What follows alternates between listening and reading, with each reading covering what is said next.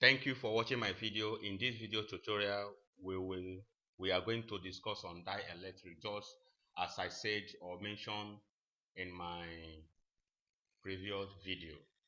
So in this video tutorial, we are now into a dielectric material.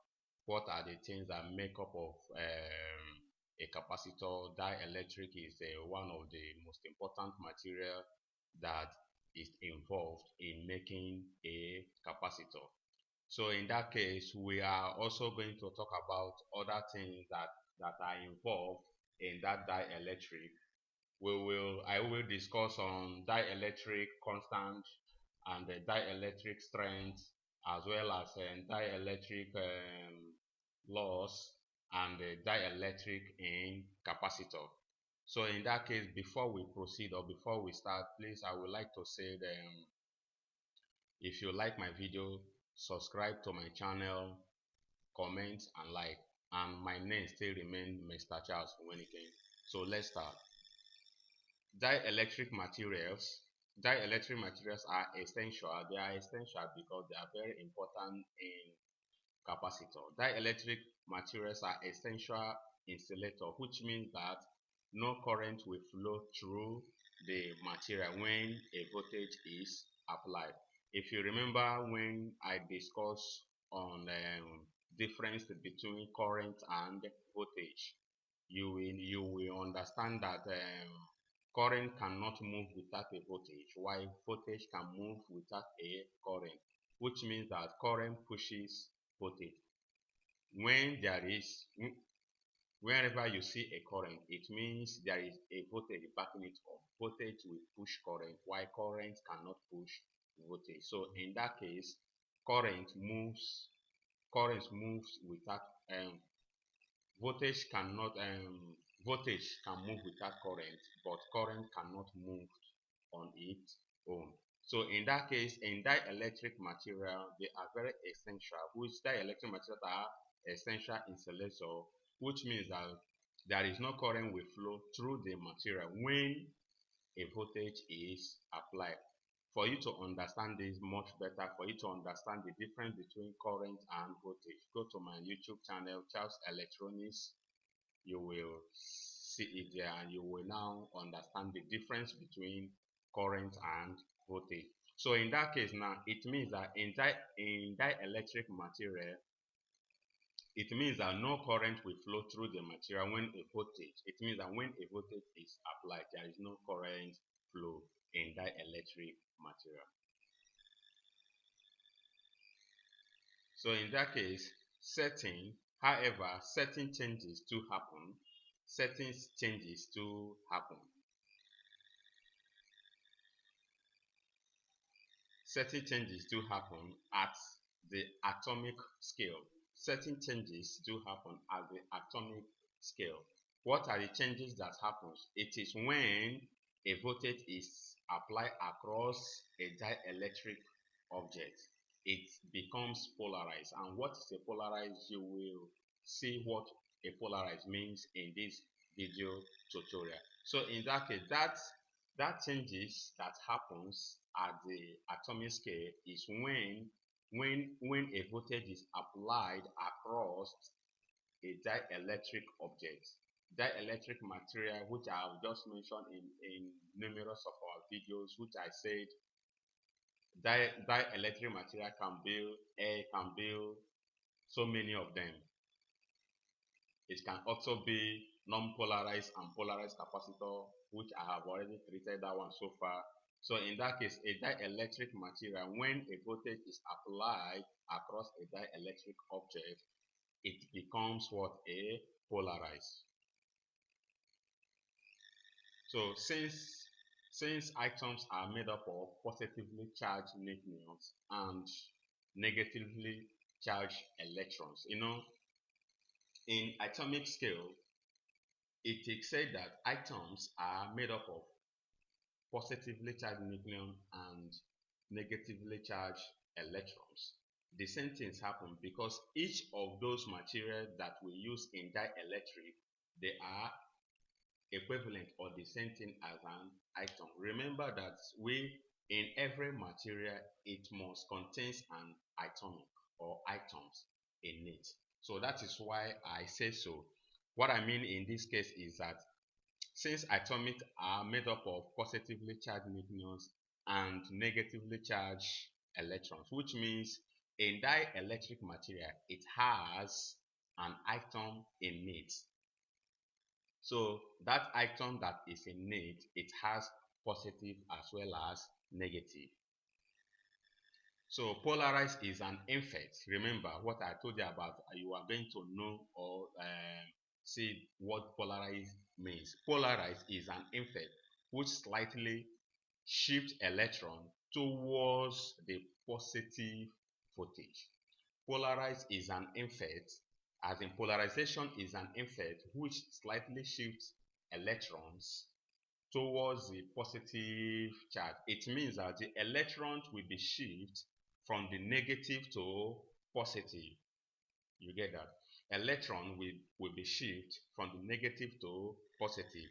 If you understand what I said here earlier, I said, however, certain changes do happen at the atomic scale. When a voltage is applied across a dielectric object, it becomes polarized. Now, I told you that you will see what polarized means, which I just gave you the definition.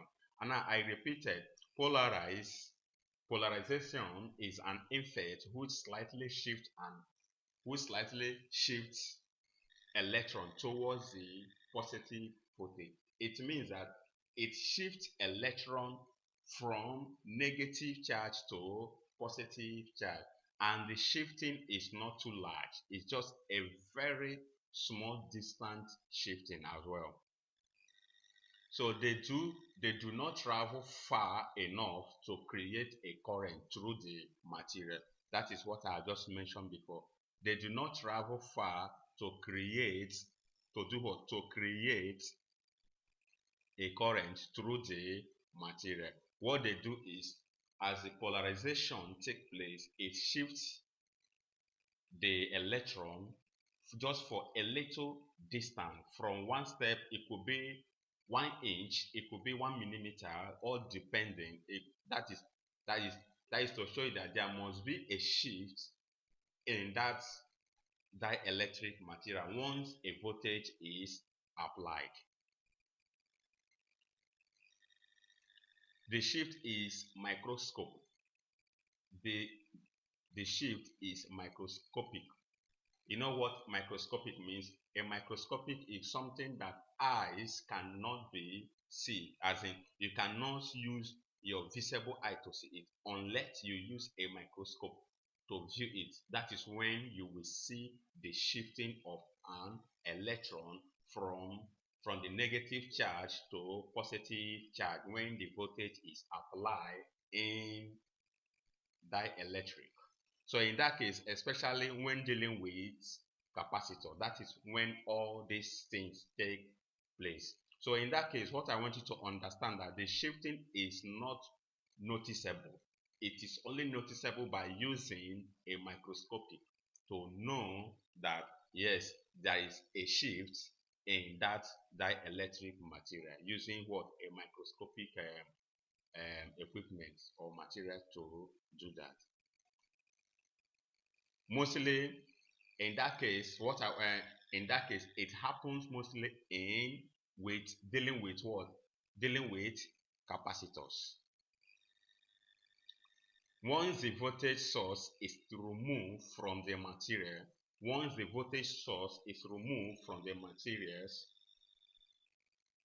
it either returns to its original non-polarized state. It means when the voltage source is removed from the material, it is either the material will be returned to the non-polarized state or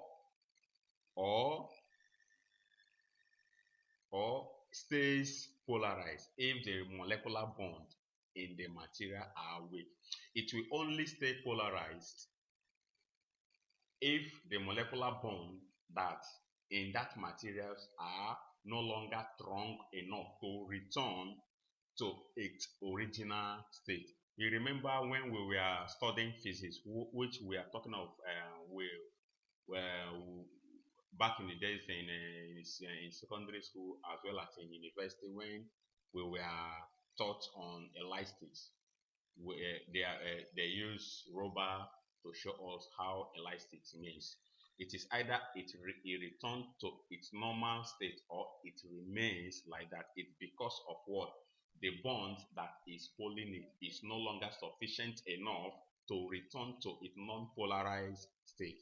And that is what here is talking all about. Once the voltage source is removed from the material, it either returns to its original non-polarized state or stays polarized if the molecular bond in the materials are very weak. It means if the materials are weak. The difference between the term dielectric and insulator is not very well defined. The difference between the dielectric and insulator is not very well defined, which means that for the moment we cannot define or differentiate this one is dielectric while this one is an insulator. It means that they are interchangeably used in terms of this, which I say dielectric and insulator is not very well defined, which there is no differentiation, there is no difference between dielectric and insulator yet. All dielectric materials are insulator, but a good dielectric is one which is easily polarized, which you remember what I discussed of the polarized. A good dielectric material is the one which is easily polarized. Polarized, which I have just said, when a voltage is applied to a dielectric material, the one that easily polarized, it means the one that shifts, the electron shift from the negative charge to positive charge, the one that easily polarized, that shifts electron from the negative to positive charge, and which can be viewed or seen by electroscopic only. So in that case, the amount of polarization which occurs when a certain voltage is applied to an object. Do you know that there is a specific amount that applied to a voltage? The amount of polarization which occurs when a certain voltage is applied to an object. It means that it depending on the amount that is applied in terms of dielectric, the amount of polarization which occurs to a certain voltage when a certain voltage is applied to an